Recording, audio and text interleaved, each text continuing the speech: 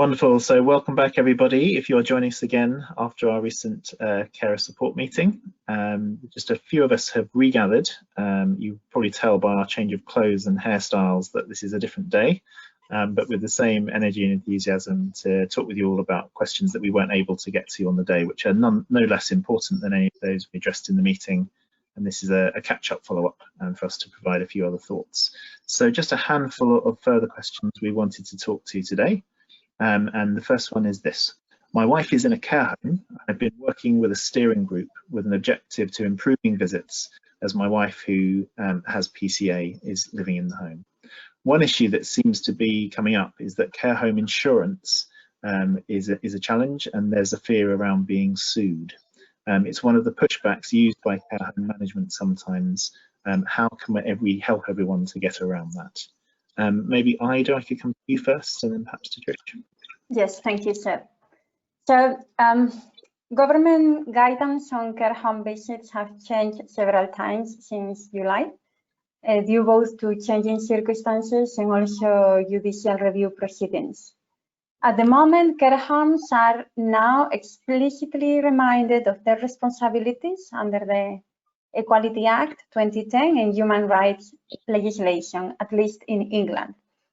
This means that blanket ban on visits are not permitted, and care homes must carry out individualized risk assessments in line with their legal obligations, which means considering where visits are needed and how they can be facilitated. And this is guidance applying now and until the 2nd of December.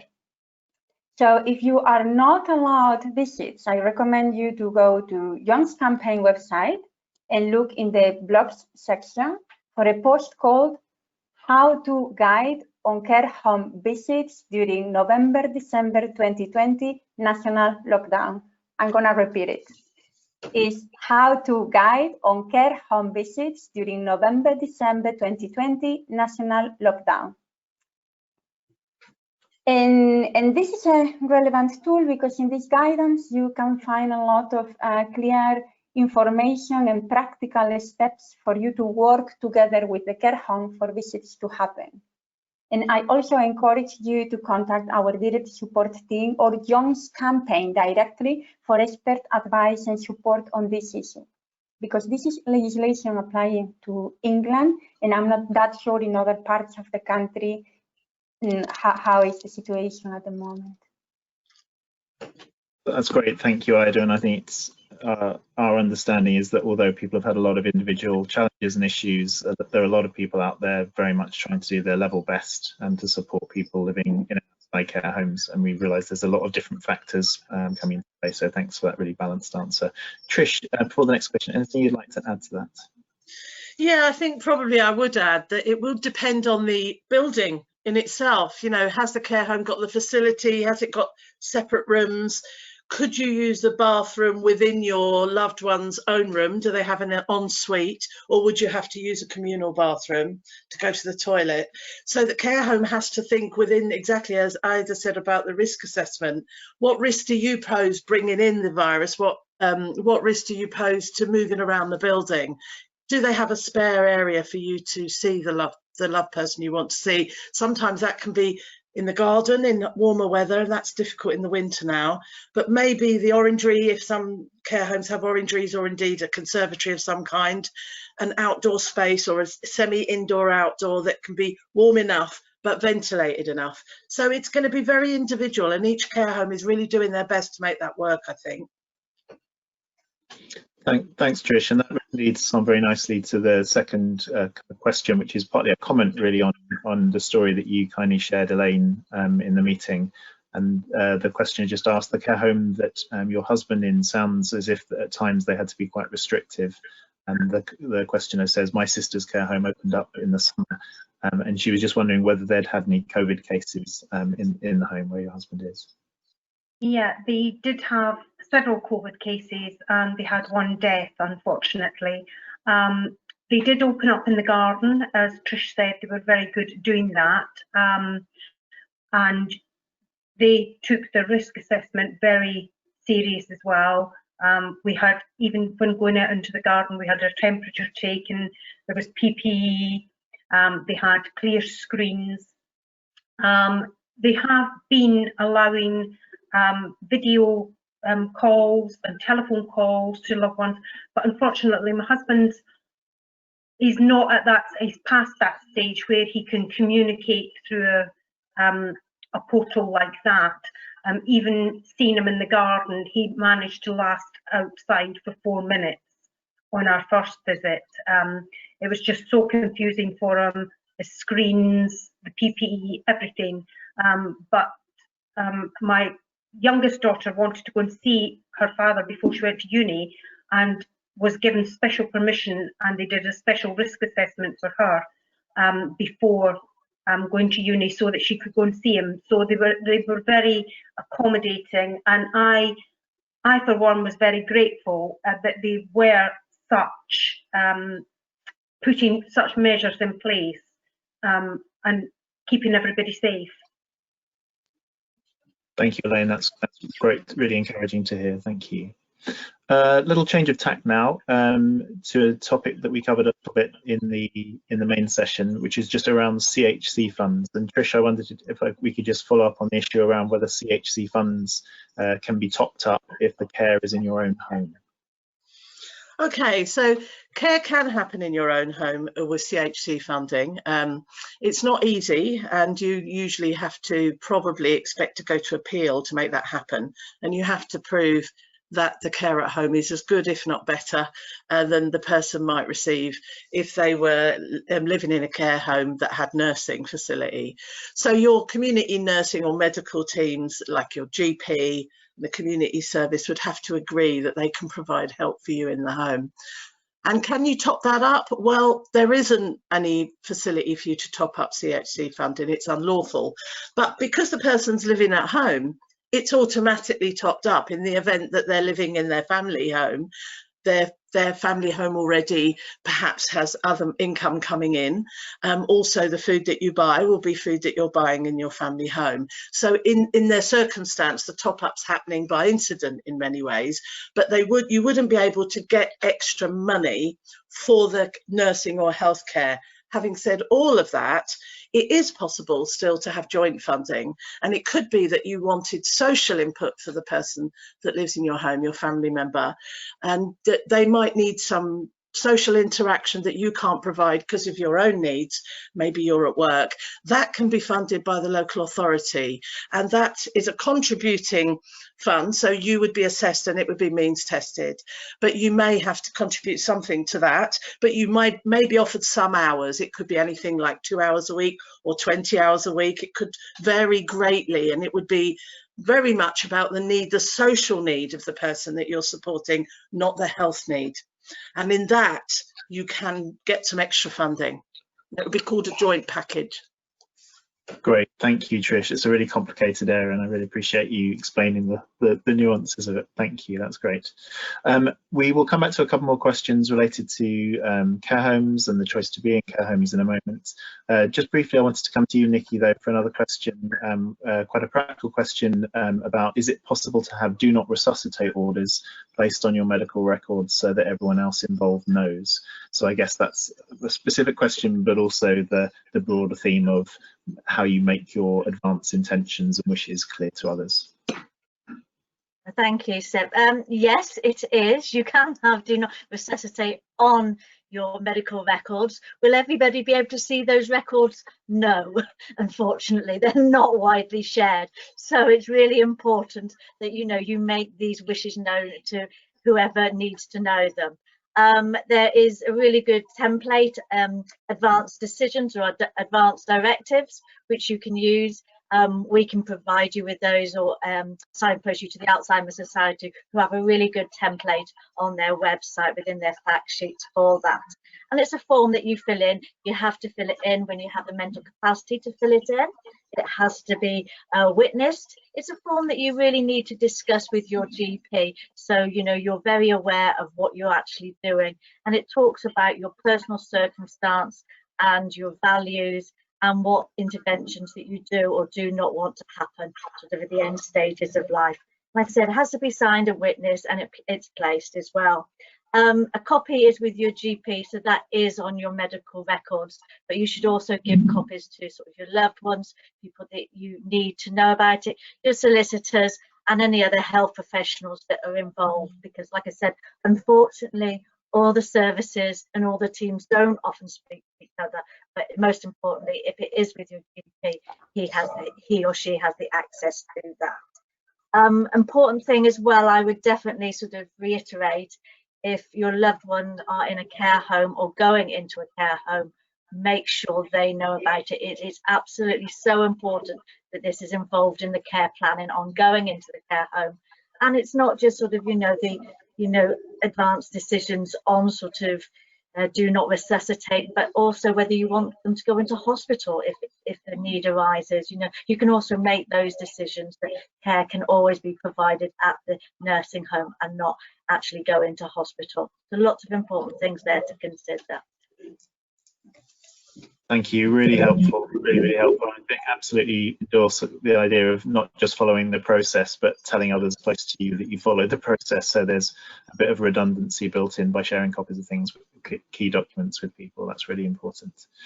Trish, I wonder if I could come back to you. Or a member of the group is asking, last year the funding review was done face-to-face with me, also present at the care home. What's happening during COVID when I can't be there? Okay, I think mostly what's happening during COVID, and I would expect that this is for very good reason, is that this is done virtually, but you can still be expected to be involved.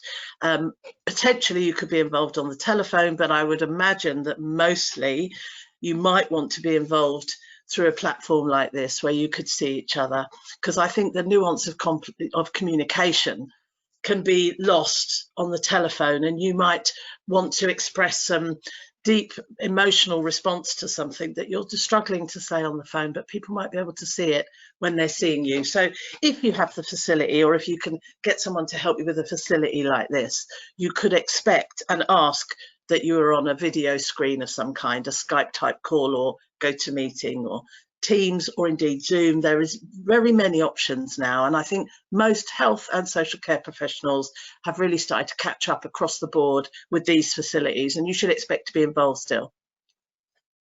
Great, thank you. It's good to keep those high expectations, really important. Next is a question really for all of you, and that will touch many people listening because of the nature of a young onset dementia and the greater likelihood of there still being young family members and children around. And so someone has asked, to what extent should the decisions surrounding entry to care home be determined by the presence of children in the house?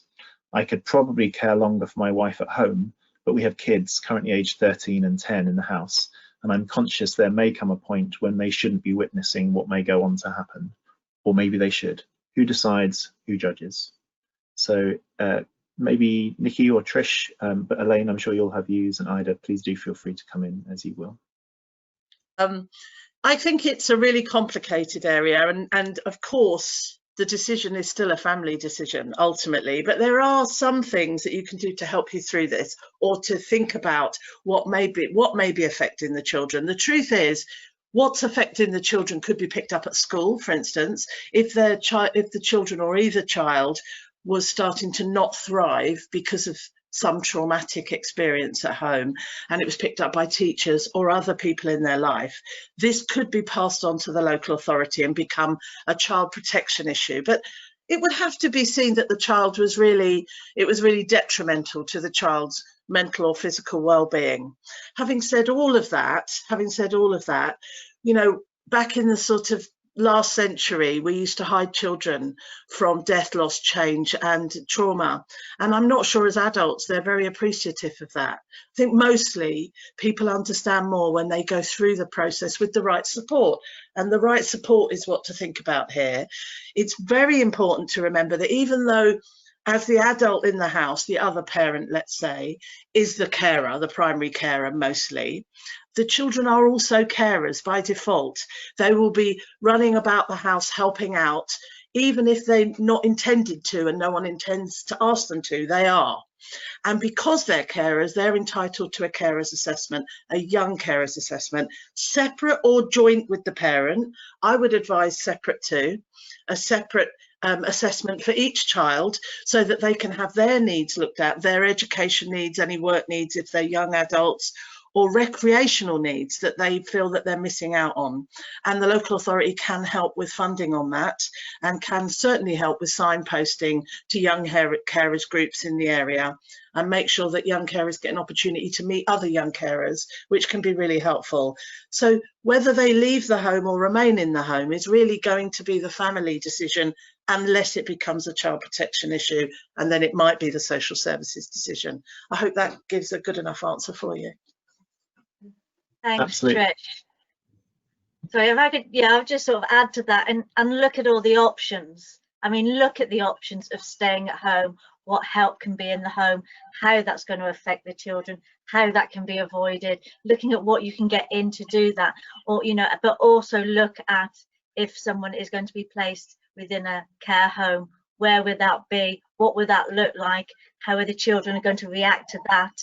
I think it's having looking at all the options and having information and knowledge about those as well, because the worst case scenario is a crisis happens, you make that decision, you make it on a whim, and it ends up being the wrong place, and then that crisis turns into a real disaster that you've got to get out of.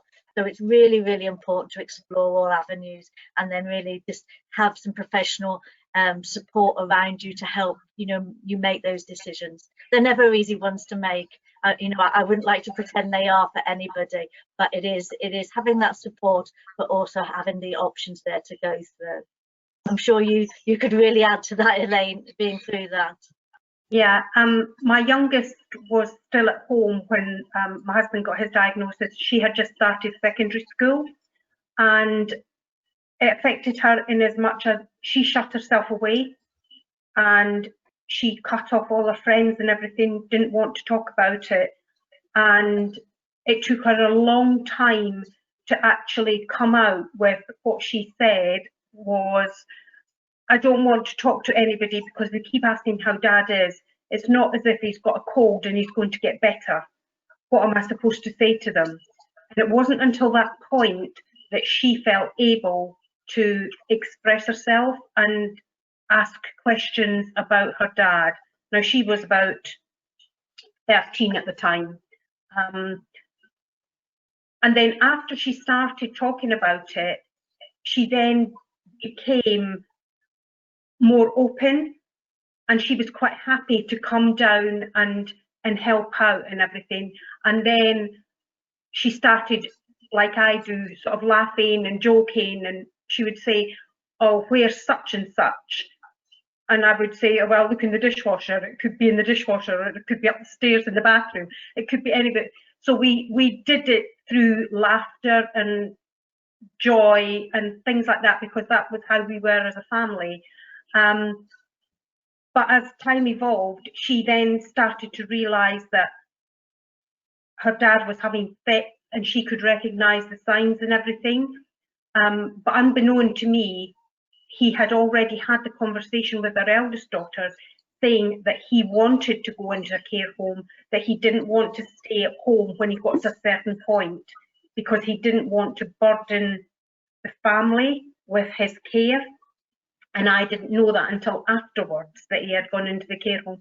So they did speak to each other, but the children were very resilient, but they're still going through the loss and the grief now. And that's understandable. But I think talking about it is the best thing. Yeah. Thank you. Really powerful to hear that story. And I guess people often talk about a diagnosis of a dementia affecting not just the individual, but the whole family. But really important to emphasize that the support and care and needs of people need to be considered both as a whole family, but also as individuals, because different members within a family can be going through different challenges at different times when living through this. Thank you all. Final question is also looking a little to the future, and just thinking about for people who at the moment are living at home as a family, as a couple, but who are considering whether a care home might be the right option for them in the future. And just wondering for all of you whether, particularly in the current experience of a pandemic, whether that has in any way shaped your opinions about whether a care home is the right option during a pandemic. Maybe Ida, I could start with you on that last question. I think that moving to live to a care home is a very personal option that is never easy and should, in my opinion, always be supported if that is what the family and the person think it is best. When people choose a care home over living in the community, this is usually because in the community there are no longer resources enough to properly meet the needs of the person. I think that this question in particular is prompted by concerns about the fact that many people are getting infected in care homes with COVID and are also isolated and separated from their families and experiencing an accelerated decline. And that's correct. The risk of infection is true that it is far higher living in a care home than in the community, and many families have been separated from their loved ones for 9 months now, and that is unacceptable and it is heartbreaking. Having said this, not all care homes are the same and should not be judged equally. Some care homes have been successful remaining COVID-free, and many others have been enabling visits for a long time now and have gone above and beyond to support residents and families. So I guess that the question here is not if a care home is the right option, but what care home is the best option, probably. Thank you. Anyone else want to come in on that last point about the future? We've had a lot of these things happening throughout the year, as you can imagine. You know, people have had to make those decisions, and it's been really difficult for people because it's not in the normal circumstance where your loved one would go into a care home and therefore you can go and visit them every day or 3 times a week or whatever. You know, it's not that. So you know, you do have to be realistic. A lot of the times through this year, it has been the only option for people. You know, they can't cope any longer.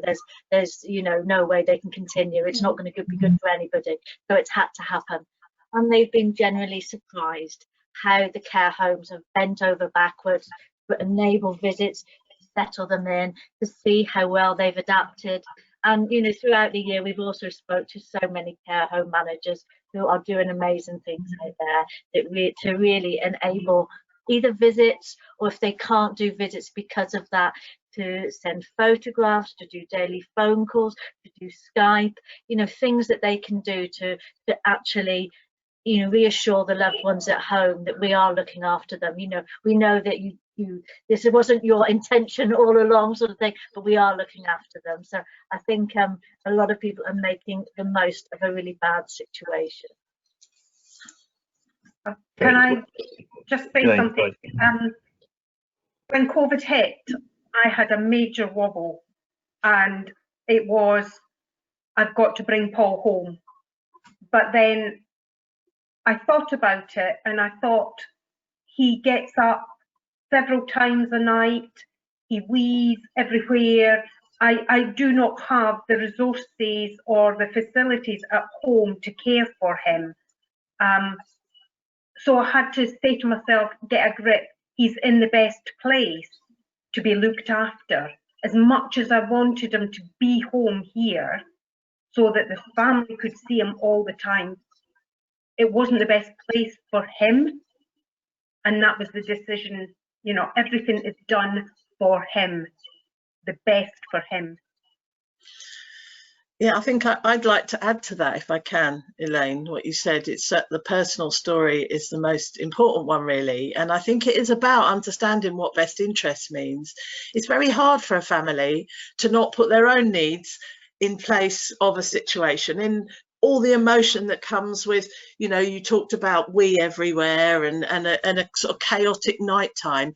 It would be superhuman to expect Elaine or any other partner not to feel frustrated, irritated, or even angry or personally upset.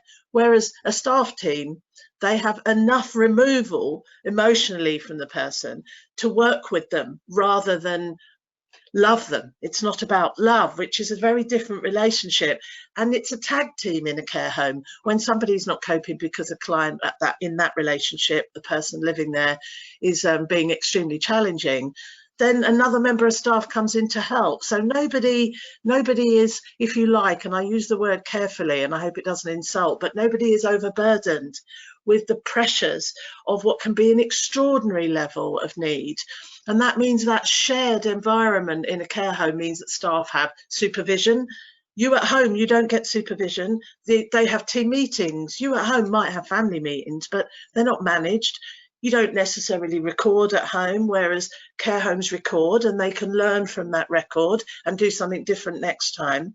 Plus, they're not personally upset. Hopefully, most cases are not personally upset. So I think when you're living in a care home, there's a lot of best interest work going on that you can't always achieve at home. Well, thank you all. It's such a helpful way to end, because so often people within support group conversations, and I've often been privileged to be talking with people who are not just struggling with the decisions they need to make, but living with the decisions they've already made. And to have that affirming testimony, Elaine, is really, really helpful. Thank you, because I'm sure that will echo with a lot of people.